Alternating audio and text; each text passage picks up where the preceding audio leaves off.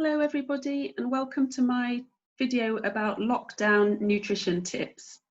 To introduce myself, my name is Helen Ruckledge. I'm a qualified nutritionist registered with the Association for Nutrition. First of all, please don't panic. Don't get swept away by all the mountains of misinformation that you can find online and on social media about what may help you prevent the coronavirus. Even if it's well-intentioned, a lot of the advice out there is not based on the scientific evidence.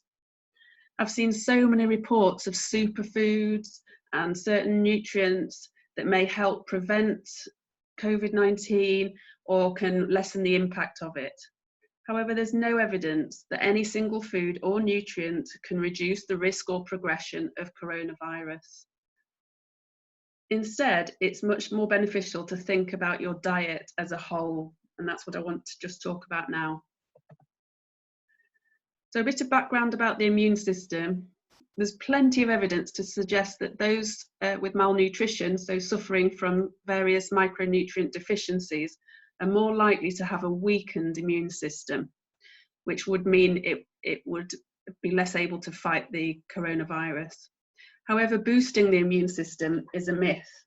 You wouldn't want to boost your immune system because this would actually constitute an abnormal immune response that's associated with allergic reactions and autoimmune diseases. What you actually want to do is to support the function of a normal, not boosted, immune system. So optimal nutrition gives optimal immunity, because this means that you're not deficient in any micronutrients.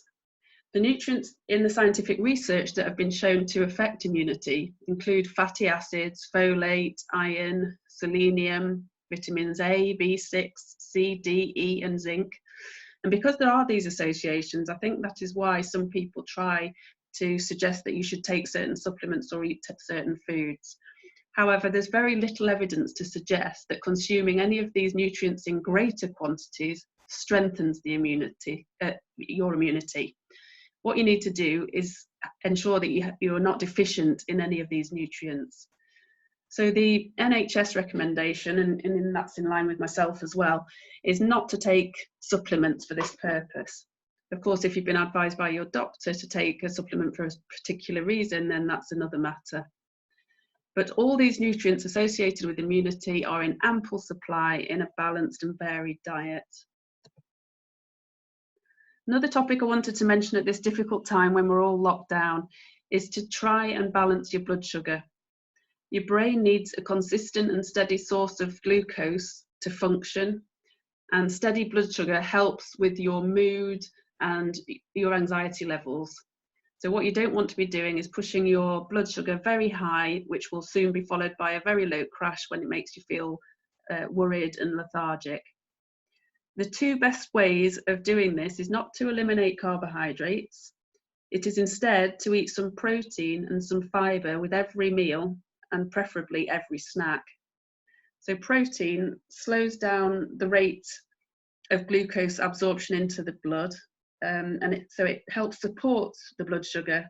It has minimal effects on the blood sugar highs, and it keeps your blood sugar steady and stops it crashing.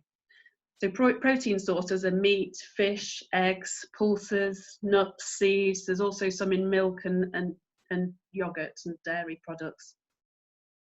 The second factor is fibre, which is resistant to absorption, and it slows down the rate at which food moves through our gut. Fibre doesn't affect the blood sugar, and because it slows down the rate that food's moving through, it also impacts the rate at which the sugar is absorbed into our blood. So good sources of fibre include whole grains such as wholemeal bread, brown rice, whole grain pasta, and also there's loads of fibre in fruit, vegetables, and pulses. So what should I eat? Well, all you need to do is eat a nutritious diet that contains a wide variety of foods. Variety really is key here. If you eat plenty of variety, your immune system is unlikely to be deficient in, your blood is unlikely to be deficient in any nutrients, thus you will not have a weakened immune system. Consuming a wide variety also helps with optimizing gut health. There's been some emerging research to suggest that a healthy gut can be linked with a healthy mind, so a healthy mental state. So that is also an added bonus at the moment. In brief, a nutritious diet includes at least 5 portions of fruit and vegetable per day. With my family, I tend to aim for 5 veg a day with maybe a couple of fruit along the way. Also whole grain carbohydrates, such as the ones I mentioned, rice and pasta, brown versions if possible, with every meal. And also to keep your blood sugar steady, as well as many other things like your muscle strength, eat protein sources. They include fish, meat, pulses, eggs, nuts, seeds, and as much fibre as you can. However, there's really no should about it at the moment or at any time, in my view. If you want to indulge in something that you really fancy, then just go for it. I think at the moment, you shouldn't, it's not the time for crash diets or for being too hard on yourself. So to finish off, my 5 top tips are: don't get swept away with food fads. You can trust the NHS advice and also advice of registered nutritionists, but not people who are trying to help on social media. Aim to eat as much variety as possible, because this will mean you're less likely to be deficient in certain nutrients and your immune system will be supported. Eat lots of plant-based foods because they contain loads of nutrients and also lots of fibre. Save your money. You don't need to be buying immune boosting supplements or eating certain superfoods to ward off the coronavirus.